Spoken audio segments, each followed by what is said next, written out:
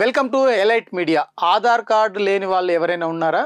కాంగ్రెస్ ప్రభుత్వము ఉమ్మడి ఏపీలో అధికారంలో ఉన్నప్పుడు ఈ ఆధార్ కార్డును ఎంటర్ చేశారు. అప్పుడు ప్రారంభమైంది. ఇప్పటి వరకు కూడా ఆధార్ కార్డు కొనసాగుతూనే ఉంది. ఒకవేళ గనక పుట్టబోయే బిడ్డ కోసం కూడా ఆధార్ కార్డు తీసుకునేందుకు తల్లిదండ్రులు ఎంతో ఎదురు చూస్తుంటారు. మరి అలాంటి పరిస్థితులు ఉన్న ఈ రోజుల్లో ఆధార్ కార్డు లేని ఓ కుటుంబం వెలుగులోకి వచ్చింది. అది ఎక్కడో కాదు, నిజామాబాద్ జిల్లాలో చోటు చేసుకుంది. వాళ్ళకు ఫ్యామిలీ మొత్తానికి అసలు ఆధార్ కార్డే లేదు అని చెప్పేసి వారు బోరున విలపిస్తున్నారు. ఒకవైపు ఆధార్ కార్డు ఉంటేనే ఖచ్చితంగా ప్రభుత్వం నుండి వచ్చే అన్ని పథకాలు అందుతాయని చెప్పి అధికారులు చెప్తున్నారు, ప్రజాప్రతినిధులు చెప్తున్నారు. ఈ నేపథ్యంలో వాళ్ళకి ఆధార్ కార్డు లేదు, రేషన్ కార్డు లేదు, సొంత ఇల్లు లేదు. అయినప్పటికీ వారి పిల్లలతో కలిసి ఎక్కడో కొంత భిక్షాటన చేసి వారి కుటుంబాన్ని పోషించుకుంటున్నా అని చెప్పేసి స్థానిక మహిళ ఆవేదన వ్యక్తం చేసింది. తమని పట్టించుకున్న నాయకులు లేరు, ఆధార్ కార్డు ఇష్యూ చేసిన అధికారులు లేరు. ఊరికి దూరంగా ఎక్కడో ఊరికి దూరంగా మేము జీవించాల్సి వస్తుంది. అందరికీ అందుబాటులో ఉన్నప్పటికీ మాకు అందే ఫలాలు ఏ ఒక్కటి కూడా అందలేదని చెప్పి ఆవేదన చేసింది. ఆమె వేదన ఏంటో ఒకసారి మనము విందాము. నిజామాబాద్ జిల్లాలో ఈ సంఘటన చోటు చేసుకుంది. ఆ వివరాలు ఒకసారి చూద్దాం. ఇది వాళ్ళ కుటుంబం. ఇక్కడ ఉన్న వారందరూ కూడా, తను ఒక మహిళగా ఉంది, తనతో పాటు సుమారుగా ఇక్కడ 5గురు పిల్లలు వాళ్ళు ఉన్నారు. వీళ్ళుండే ఇల్లు కూడా ఇది ఇక్కడ కనిపిస్తుంది. వాళ్ళకి ఇంటికి సంబంధించి కూడా కనీసం తలుపులు కూడా ఏర్పాటు చేసుకునే పరిస్థితి లేకుండా తను కేవలం ఒక శారీని ఇలా తలుపు తెరగా అడ్డంగా కట్టుకుంది. దీంట్లోకి ఆమె సమస్యలు కూడా ఉన్నాయని చెప్పేసి ఆమె ఆవేదన వ్యక్తం చేస్తున్నారు. ఒకవైపు ఎవరు వస్తున్నారు ఎవరు పోతున్నారు అని కాదు, ముఖ్యంగా ఇక్కడ చుట్టుపక్కల ఉన్న పరిసరాల నుండి పాములు, తేళ్ళు చాలా ఇబ్బందులు పడుతూ ఇక్కడ జీవిస్తున్నారని చెప్తుంది. ఆమె మాటలు ఒకసారి విందాం. స్కూల్ పోతలే పిల్లలు? ఎందుకు స్కూల్? ఇప్పుడు ఈ పిల్లలంతా స్కూల్ పోకుండా ఉంటున్నారు ఇంటికాడ?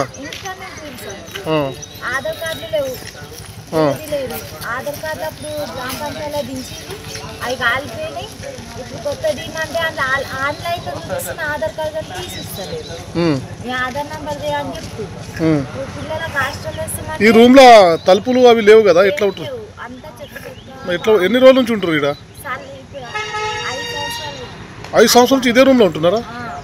పాడుపడ్డది కదా, మొత్తం కూలిపోతుంది కదా.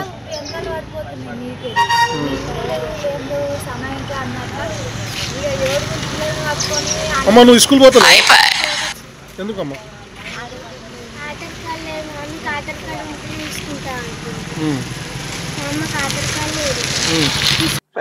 చూసాం కదా, ఇది వాళ్ళ కుటుంబ పరిస్థితి. నిజానికి సుమారు 6 మంది పిల్లలతో ఆమె ఒక్కతే ఇక్కడ జీవనం సాగిస్తుంది.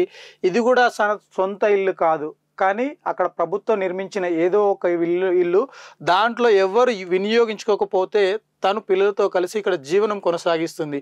ముఖ్యంగా తనకు ఆధార్ కార్డులు అన్నీ కూడా కాలిపోయినని చెప్పేసి ఆవేదన వ్యక్తం చేస్తుంది. కానీ ప్రభుత్వ అధికారులు చొరవ తీసుకొని వాళ్ళకి ఆధార్ కార్డు ఇవ్వాలన్నా కూడా ఖచ్చితంగా దానికి సంబంధించి పూర్తి వివరాలు ఏమైనా ఇస్తే, లేదంటే ఒక డూప్లికేట్ ఆధార్ కార్డు ఏదైనా ఇస్తే, లేదంటే ఆధార్ కార్డు నంబర్ అయినా చెప్తే తనకి ఇస్తామని చెప్పారని చెప్పి ఆమె ఆవేదన వ్యక్తం చేసింది. ఒకవైపు పిల్లలు హాస్టల్లో జాయిన్ కావాలంటే కూడా ఆధార్ కార్డు అవసరం ఉంది అని చెప్పేసి పిల్లలు కూడా చెప్పడం చాలా బాధాకరం. నిజానికి ఇంతమంది పిల్లలు, 6గురు పిల్లల్ని ఆమె పోషించుకుంటుంది. కేవలం భిక్షాటన చేసి ఆ పిల్లల్ని పోషించుకుంటుంది, ఇక్కడ తలదాచుకుంటుంది. ఇటువంటి వారికి మరి అనాథలకు కూడా దేవుడు ఆదుకుంటాడేమో. కానీ ఇక్కడ ఈ కుటుంబాలకు మాత్రం, ఈ కుటుంబానికి రాజకీయ నాయకులు కానీ, ప్రజాప్రతినిధులు కానీ, అధికారులు కానీ కనీసం 1% అయినా ప్రేమ చూపితే వారి జీవితాల్లో వెలుగులు నింపే అవకాశం అయితే ఉంది.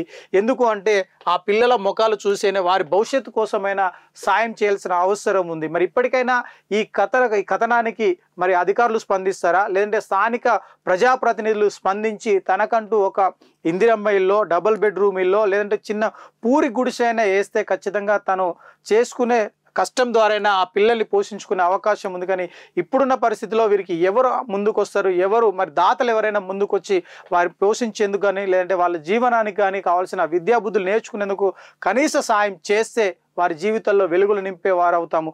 నిజానికి ఇప్పుడైనా మరి ఎవరు ముందుకు వస్తారు, కనీసమైనా అధికారులైనా ఇప్పటికైనా స్పందించాల్సిన అవసరం ఉంది.